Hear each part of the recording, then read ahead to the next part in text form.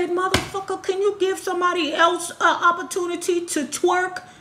Can you give somebody else an opportunity to sell a fish dinner? Why the fuck Missy C always in the goddamn camera shaking that fat ass? Shit. Sick of his ass. There's so much more that I could do for you, yeah. But you just won't let me give you my love, boy.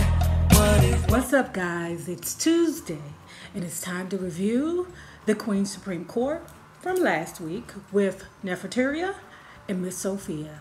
So guys, as you know, Maddie only released about 30 minutes of the actual show on YouTube, right? And because I respect Maddie and her choices to put her shows on Patreon, I will not do the entire show in this review. If you want the entire show, then you must subscribe to her Patreon, which I will put the links below. Now, let's get into it. When it comes down to Neffie, it's like an uncomfortable delight to watch, right? It's like you enjoy seeing her, but you kind of cringe a bit. You know, like Neffie, like, I don't know. I mean, you can't mix Percocets and white liquor. That just don't go well. Percocets and white liquor just don't go well. And I know you like, nay, she was drunk. Okay. Never be coming on that motherfucker like she took an E-pill. Like she ready to take a whole bunch of ding-dongs at the end of the night. And I don't mean mad. Speaking of what blew us away for 2018. Again, the Cardi versus Nicki situation. You know what? You know what's really going to blow the fuck out of us? Just keep hearing about Cardi and Nicki. Like, don't bring that shit into 2019. Don't bring this Cardi-Nicki shit into 2019. Cardi got more problems to deal with than fuck shit. You know, just move on. She got to worry about her husband. She got to worry about convincing the world that this breakup wasn't a goddamn ploy to sell records for her husband. She got to worry about that shit. She ain't got time to worry about Nicki. She got to figure out a way to keep these goddamn consumers subscribed to the culture album bullshit. Okay. So then we get to Aretha Franklin's funeral, where they said that motherfucker's finally over. As of, what was it, December 24th, that the funeral was finally over. You know, I've never seen anything so elaborate. That's what I must say about it. It was elaborate, like to the point where your president falls asleep. I mean, come on now. Well, we know Bill be half asleep half the time anyway, child. It's all that Benadryl he be drinking. So, speaking of Benadryl, they talk about Bill Cosby. Okay, the fact that America's dad has now been arrested for giving a damn Benadryl to the girls. Maddie asked, who of us believed that Cosby did it? Okay, the crowd said, ah. Who of us believed that Cosby did not do it? Ah. So for all the ladies who screamed when he did not do it, Maddie pointed out a very valid fact.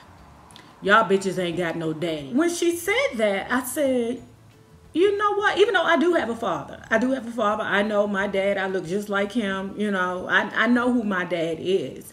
But, you know, sometimes your dad is 100% in. Sometimes he's 50% in. Sometimes he's 10% in. Whatever the case may be. You know, I come from one of the family of strong women. Okay? So when she asked that question, it made me think, do I have a soft spot towards Bill Cosby because he was actually my imaginary dad? I don't know. You all answer that question below, but some of you all's like, fry that motherfucker. Fry him up. I know I had a concern with the Truth Lounge the last time they utilized the Truth Lounge down here in Atlanta, right? You know, it was a young lady there that, you know, I didn't care for, who was a waitress. But the young lady was there again, and Miss Sophia carried her, okay? Miss Sophia was like, hey, don't be twerking and shit with my foods in your hand. Talk about Cardi B's video, Money. And you know, it was very controversial, but it was wonderful. Like, we can't, listen, that looked like a Michael Jackson, Remember the Times video. Like, they looked like they literally spent a couple of millions on that video. You know, remember when they used to spend money on videos and not take fucking iPhones and like record like okay you know, it looked really good. And the controversial part was when she was breastfeeding her baby in the video. But to me, it was controversial, but it was epic because of the fact that you have all these things going on around you and you're still trying to be a good mother, you know, because breastfeeding to me is like the pillar, you know, like when I found out that my sister-in-law was breastfeeding my niece, I was like, oh yes, Jesus, you're going to be brilliant.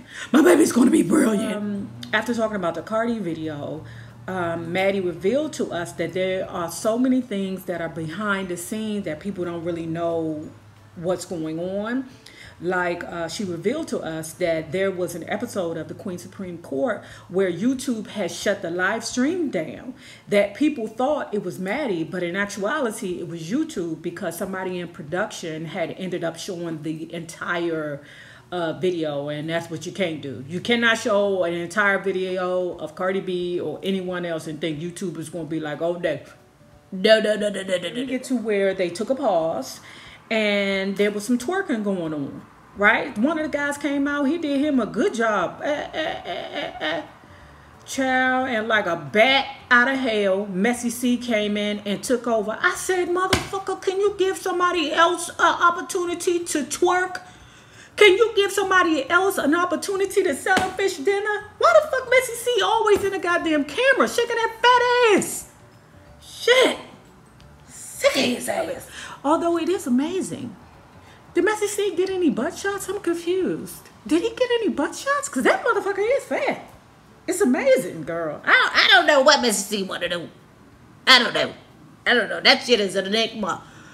Messy C is a fucking enigma. I don't know what the hell. That motherfucker got 19 kids and wear thongs in public. What the fuck is going on? Man, who the bitches is that be giving them babies, man? That's what I want to know. That's what I want. And this is one of the cringy parts in regards to Neffie. Like, Neffie doesn't have that show etiquette, meaning that you don't know when to pause, you don't know when to piggyback off of what your co-host says, you don't know how to not kind of be like controversial, you know, how to stay on topic. Like her hosting skills need a little help. That's all. It just needed. Because I enjoy Miss Sophia, I believe that she is able to articulate politics and policies in a way for the regular average person to understand. You don't have to have 1,000 degrees or, you know, a certification from, you know, busboys and poets, whatever it is, right? It's a way for the average Joe to understand what's going on. I wanted to hear what Miss Sophia had to say about the Trump wall, but Neffie kept over talking. So, you know, Miss Sophia having, you know, hosting etiquette, she just said, let me just go ahead and let Neffie take the situation over. And I love that. Like, even Maddie has great hosting skills, you know, like she knows how to help her co-host when she sees him or her or whatever struggling, you know. And you know, basically I just felt like it was a Neffie show last night. You know, I wasn't mad because I enjoy Neffie, but it was just, she just seemed quite overwhelming on the 24th. That's all I got. So now we to the point where we have about 3 more subjects, one concerning Caitlyn Jenner, another one concerning Tupac, and Miss Sophia performs. And I told you guys, if you want to see the entire show, you need to subscribe to her Patreon and pay your little money just like I do. We all love Maddie. If you support Maddie, then go ahead and just join the Patreon. Now let's get to One Gotta Go, okay? Wasn't too happy with this One Gotta Go this week. You know, it just seemed like the same options, you know? But we have Brownstone, Jade, In Vogue, and Escape, right? Who would be your one that has to go? Me? Let's say Brownstone, that big lip, mean Nikki Gilbert. That bitch is amazing. We'll never take that away from her. In Vogue, I still don't understand why them hussies couldn't sing together on stage just for one goddamn tour. Them bitches can't get along. Them bitches made one album and destroyed themselves. Shit. Pay me a couple of $1 million to sing on the stage with a couple of bitches I don't give a fuck about. Fuck them bitches. Y'all hussies need to get it together.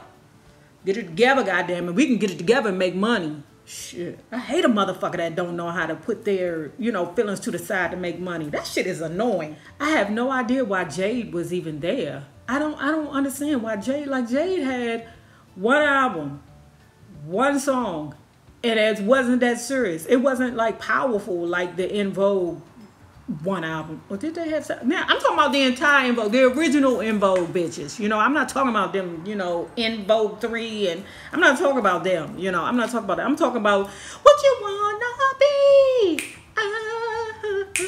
I have no idea why Jade was in there. None. Like, they should have put SWV in there. You got to make it tough for the motherfuckers, because guess who I picked to go? That motherfucker Jade. I don't know nothing about them hussies. All I know is one song. What is the song?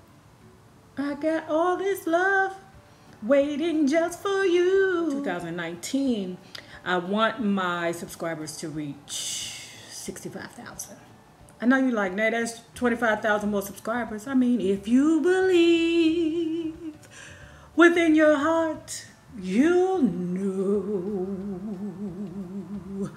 that no one can change the path that you must go.